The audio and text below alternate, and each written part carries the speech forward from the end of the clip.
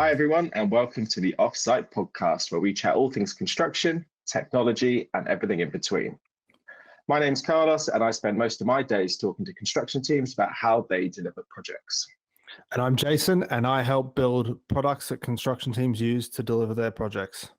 So today we're going to be talking about OpenAI, a new release from nPlan, and we'll finish with a focus on how organizations purchase software.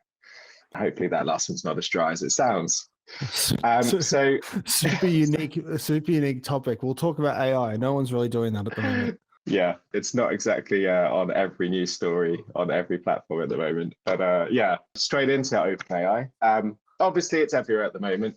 More specifically, ChatGPT, which is the sort of leader in this space, which is being funded by Microsoft and a bunch of other organizations. So we've seen all the news with the sort of public interface where you can sort of ask questions and it gives you results. And it's a competitor for traditional search market like Google. But more specifically, we're seeing apps integrate with it. So we saw Slack have an integration now where it will do things like summarize a thread into actions or takeaway points. For the typical construction audience, you might need to say Slack is similar to like Microsoft Teams. Yeah, imagine like Teams and WhatsApp had a baby and it wasn't shit. That's probably how I get to that. So pretty cool because non-AI companies can sort of tick the AI box and utilize what is crazy expensive sort of software and models to build. So everyone's not trying to build the sort of basics, but quite interesting when we start to think about how those sorts of applications could be built into construction or utilized in construction teams. We know construction's naturally cautious with adopting tech, particularly things like this, but where could it go? I'd be interested to see your thoughts. I've got a few thoughts in the space, and obviously I think just recently in the last handful of days or weeks, OpenAI announced a new endpoint for an API, which is GPT 3.5 Turbo or whatever it's called, and basically the request cost has dropped like tenfold to use the service. Yeah. With that cost being totally reasonable, the proliferation of applications kind of grows. I think in construction, like obviously with any super hypey thing, there is like a proliferation of people trying to get on a bandwagon or try something out, and I see a lot of opportunity in the space, and obviously lots of people trying in the space of applications, existing SaaS applications, software as a service applications, integrating some form of AI-enabled features. And I think with so much hype around it, a lot of it there'll be a lot of stuff that's not useful, right? But I really see, especially in construction, that if you are any application or platform that is used by construction teams today to do data entry or data manipulation, if they at some point in the future, a couple of years, 10 years, who knows how long, at some point, a number of those workflows will be AI enabled. And so if you're not experimenting with them now, at some point, it's going to become the norm. You know, if I think of a specific example, Carlos, like let's say you're doing a site diary. So you have a platform where people capture site diaries at the moment, notoriously like takes a while to do. You've got to record every person that was on site, how many hours that they were there for, what was worked on. If you fast forward and you could easily imagine a situation where you just say, everyone was here except Bill, and your hours are recorded. That might be buggy for now. That might not be 100% right. But if you could get that right 90% of the time or some percentage of the time, the amount of effort that would save would be substantive for someone to be able to understand the context and then translate that into the application that you're using. So I guess to rewind, I see enormous opportunity in the space of existing applications and platforms utilizing AI to leverage or make the people using them more productive, less so the like pure AI play, because that's not how my brain works. But yeah, entering data and being able to say or type something that understands contextually what you're trying to do, understands how the application that you're using works, and translates that into actions that would have taken you 15 minutes or something to enter would be super powerful. The benefit of it being an existing application is also, if I think through like the user experience, if you were to make an application or a bot or something where you would talk into your phone and say everyone was here except Bill, if it was wrong, correcting that record's kind of tedious. Like if you've, it's entered it in a system somewhere, maybe you don't have the interface on your phone. Yeah. But if you plug that sort of power into an existing application where you used to type that in and it shows you that, and then you can make some adjustments, as it's being tested and getting better, it might pre-fill most of it, might be 90% correct. You can make some adjustments where it's not, but you're still saving time.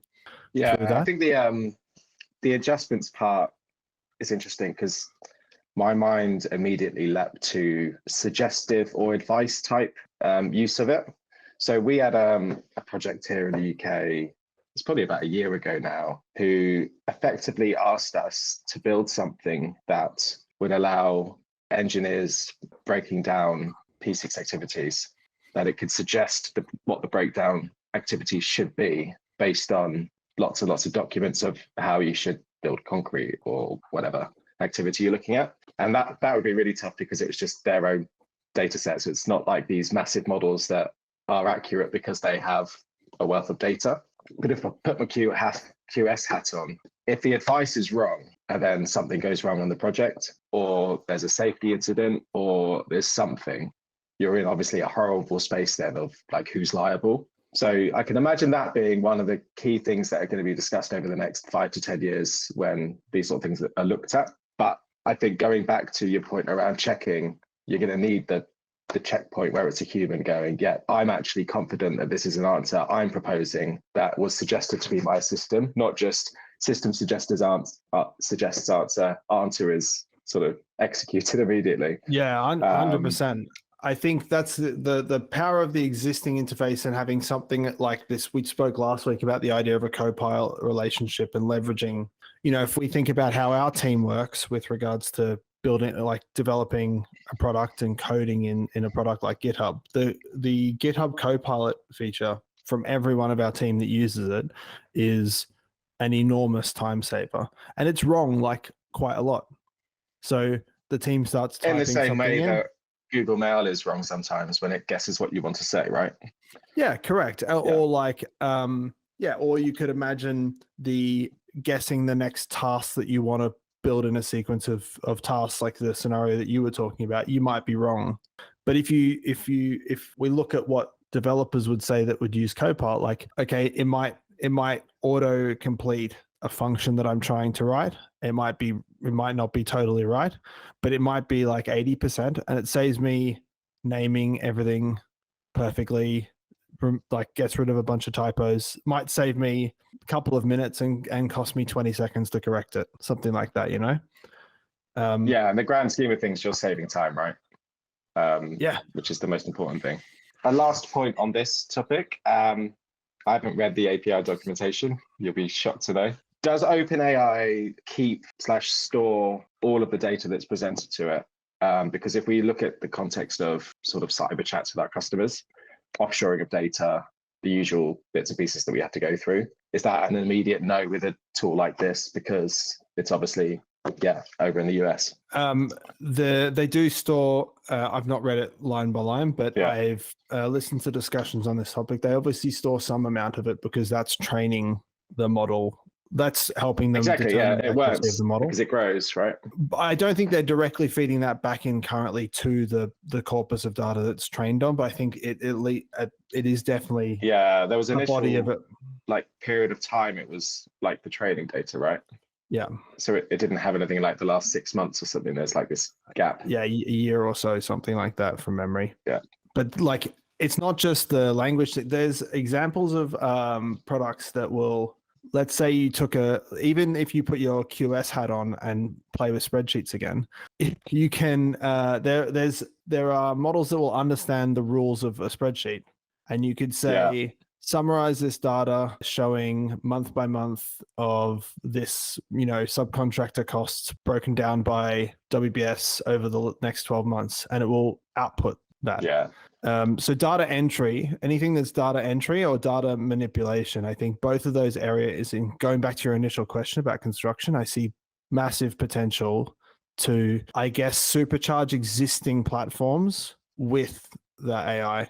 That's like the first wave that I can envisage. Yeah. Right.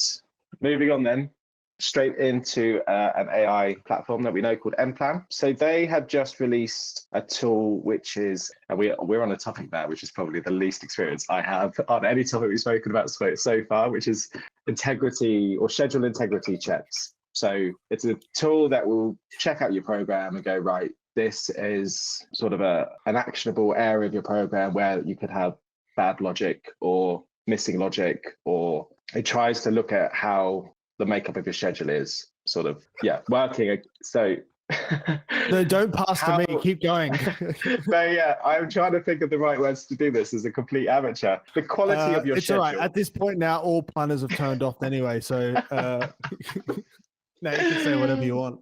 Yeah, so it does these checks, and they've released it as a free tool. So there's lots of tools out there, it seems, from a quick Google, that you pay for this service. Oracle do have a tool that does this. I'm going to guess it's expensive, and maybe it's not as good. It's quite hard to see Oracle documentation without being a user that you have to sign up, which I noticed yesterday. So yeah, keen to understand, Jason, I guess maybe you could give a more accurate intro as to what it is. But from what I was seeing, I was thinking, obviously, it's great that people can do this for free and not pay for it. If it's a quick check that you just pull your XCR file out of P6, for example, upload it and do that. But obviously, we know nPlan is built on, I think they have 500,000 schedules. So is it then trying to increase that pool of schedules that then improves their actual core offering? So it's a bit of a tactic at play. Yeah. Jason, how would you describe it? No,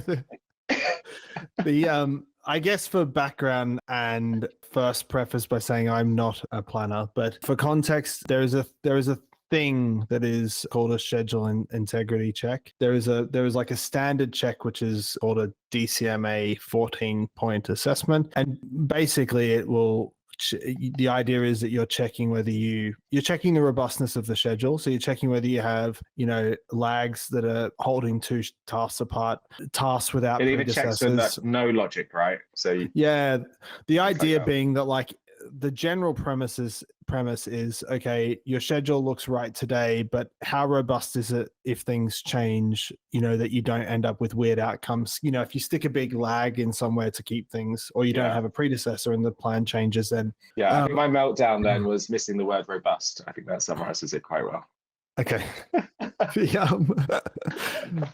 So there's an enormous rabbit hole to go down about how effective this check is in general, but they're often required under construction contracts to perform them, whether or not they have some value, and oftentimes schedules will be required to check them. If you think about, there are, like you said, other tools on the market that do this schedule assessment, and like if the most common that I'm aware of is a product called Acumen Fuse. I think from memory, it's like, if we're talking about Australian dollars, something between 5 to 10K a license per annum. Wow. So it's an expensive piece of software. From people that I know that have had a go at or use the free tool that nPlan have provided, it's definitely not as mature as what you're getting when you purchase that.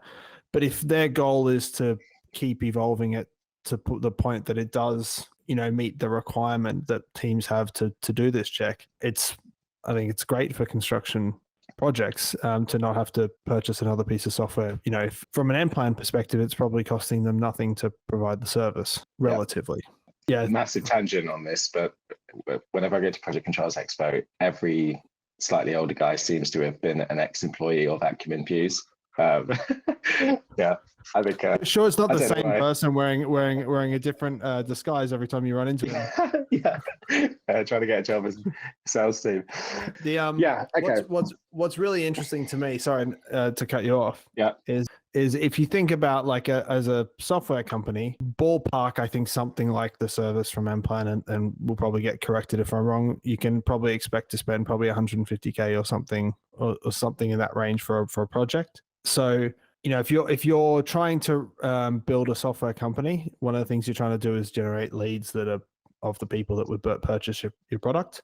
And when you try and do that, you'll suddenly realize that, say you're selling scheduling software, you'll get Sally, the hairdresser from Wisconsin, sign up because she was trying to get a piece of software to schedule hairdressing appointments. You'll get in rubbish leads, basically. The brilliant thing about this tool is obviously anyone that's looking to do a schedule integrity check is pretty much the target customer for nPlan. Yeah. So it's a great way to, kind of do like a loss leader and get people familiar with the platform, get them enrolled in the platform, and then start to show them the additional benefits of the AI offering that is the core product from nPlan. So I think it's a great idea for them. Yeah, it must be a good product, because you really are in a bad spot if you give away a free tool, it's shit, and then everyone judges the rest of the company on the thing that they used for free. So they must be backing it and actually being a really good free tool too, because that's your first impression, right, of a whole bunch of leads. So yeah. It should be decent. Cool. So on to the third topic. Really hard to get a segue here, but software, I guess, is the one. I'm super interested to ask you some questions on this because, well, one, this is like part of what you do every day. Two, you've also got your ex-quantity surveyor hat on here. The way that construction teams purchase software, do you think that it's fundamentally like what's different about construction? Do you think this would be similar to how non-construction businesses purchase? Okay, that's a good question. Different so selling software to projects, which is like if we compare it to a non-construction company, I can imagine, I haven't got direct experience of it, it would be unusual or uncommon to sell software to teams within a company. I'd imagine if you go finance, tech, industries that are pretty far from construction, it's always centralized and it's sort of a business need that drives a procurement process, which then deploys software and rolls it out across the company. So I think the first option is probably quite unique to construction. And that's, I guess, partially because construction projects, especially large ones, are almost set up like they're their own companies. It's not just a team delivering a bit of scope that's reporting back to head office. Like you really are in your own little world for a number of years. When I was on a construction project, one of the things that we always used to get told off for was using purchase orders for everything. When you're not, it's the terms of service are really not applicable to purchasing a lot of things. Yeah. We used to try and do a purchase order for everything. If you want to, you need to hire a consultant, do a purchase order. We used to do a purchase order to hire our five-a-side football pitch every Wednesday. Yeah, exactly. So there's a whole infrastructure in construction companies around purchasing that is really tied to this thing that is maybe not super fit for purpose. I don't know if it is unique to construction, but a lot of the rest of the economy has credit cards. A lot of the rest of the economy has direct debits. Obviously, when sums get higher, the credit card becomes quite an expensive option to use, and obviously there's limits and all sorts of things. You mentioned before that projects sort of become like their own company. We used to talk about it when we were on a project that we were kind of like the franchise of construction company A, in this town, or working on this project. The head office was there, and you sort of wore their colors, but at the end of the day, you were responsible for the profit and loss of your franchise. The project being like its own company or franchise, does that normally translate to its having its own bank account? Yeah, so projects will have their own bank account. They'll use sort of enterprise systems to do their sort of accounting, which is within the rules set or governed by one of the chosen JV partners or the contractor on a project. They'll have a project bank account. They will have a project card, albeit the rules are pretty strict on the card. Should only be for like, we hit a milestone and they do something social for the team, things that shouldn't really be on purchase orders. Just to interrupt, do you think that's because historically the contractors haven't had a way to capture the approval flow for charges on those cards? I'm not sure on that. I know one of the fundamental reasons for having a project bank account is each month the contractor asks the client for a pot of money. and they go, right, this is what the money's for, and they give them a breakdown. They then pay their supply chain from that money. So to stop the contractor trying to get more money than they're actually going to pay out, they monitor the bank account to make sure it's emptying each month too. So they're not sitting there trying to build up a bank of cash or earn interest and things like that. So the bank account is monitored by the client organization. So it's literally cash in, cash out each month, and there shouldn't be this pot left. But I mean, like the credit card thing versus a purchase order. Say you were going to purchase a I don't know, what's the scenario. Say you're going to put a barbecue on or something. Yeah. That you might put that on a credit card, but you were going to spend $2,000 on a piece of software or something for a couple of people on the project, and that will go through a purchase order. Is that purchase order the preferred way historically, do you think, because the card transactions didn't capture an approval flow? Because obviously a lot of projects, a lot of projects will have a matrix that's like, this person has an authority up to this and up to this and up to this, On one of my last projects, like it was petty cash or minor purchasing under 500 quid. So your P card could be anything from a med kit that maybe it was used, they need to replace, to, let's just say, something social. And that will just get done. The accountant would then produce a report at the end of the month saying, this is our petty purchases. As soon as it goes to like $1,000 or $2,000, purchase order system, it understands the full, it's like an automated set of approvals, who it is on the job, the order and everything else. So there is the control measure, rather than like hand someone a card and then deal with it later, like we would do when we do our accounting at the end of the month in Xero. Because like, obviously, I wonder whether that does change over time with, with expense management type. Because if you go to other, like if you think about what we do, someone can try and purchase something, and then there's an approval process for that transaction. Yeah, 100%. They're using like legacy systems. A lot of contractors have their own accounting software that is like originally SAP or something like that, but it's pretty old school. It's not like they're using Xero and they're hooking in Wise and everything else that we do. Yeah. I think another. Oh yeah, go ahead. No, go ahead. Another thing that's quite important with the way software is purchased, and I'll try not to go too heavy into QS World because we'll have a few engineers dropping off if they're listening. There's no planners left by now, so we might as well alienate the rest, right? In construction, there's this massive thing which is disallowed cost.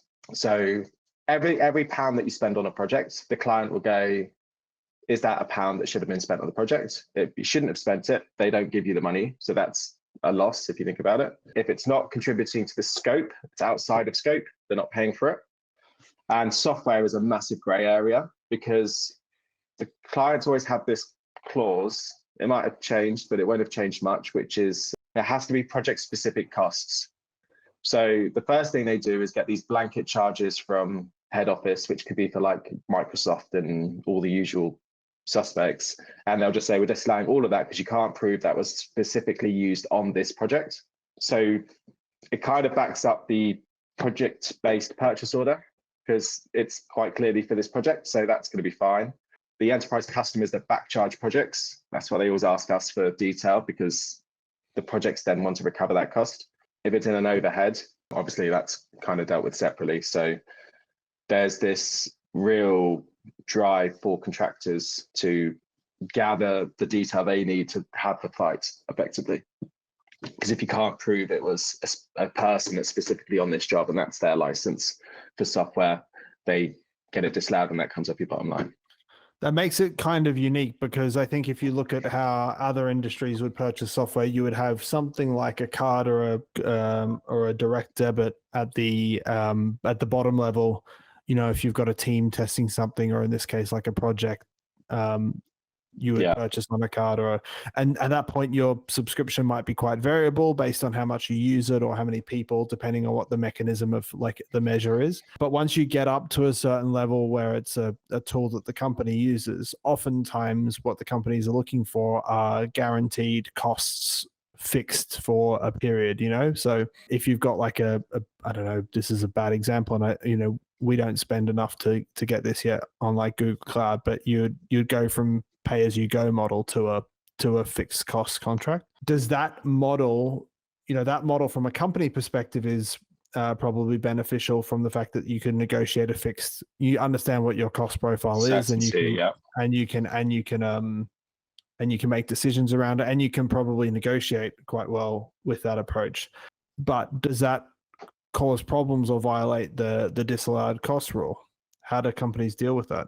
They'll still, from a QS point of view, they'll still take the total cost that month, look at the actual usage, and do a quick back calculation to work out approximate cost. I've had that conversation in the past. Some are fine. Some say, oh, would you mind just signing this document to say my calculation was right? Obviously, that's a weird place that, you don't really want to be as the vendor. So, they'll still back calculate it to work it out if their intention is to charge projects, of which most do intend to charge projects. But as long as they have access to a user list and they can see which projects they're on, it's pretty easy to do that retrospectively.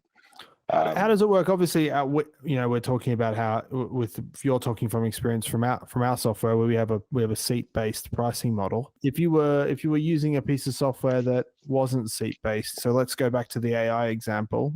AI probably isn't a seat-based model. If you had projects across a business making different calls to an API to get predictions or results or analysis, what would you do as the quantity surveyor then on a project to prove the cost? Because presumably you don't want to go through an API call log over a month and try and work out which ones belong to which project.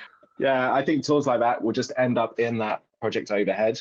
So every year, the company will reevaluate what their fee percentage should be. And then within that fee, there is a whole list of stuff that they're including, from HR to the lease on the head office building, all the way down to specific pieces of software. You'd bet there's always a bit of buffer in there anyway to account for bits and pieces that are being spent, so they're not in a loss-making position.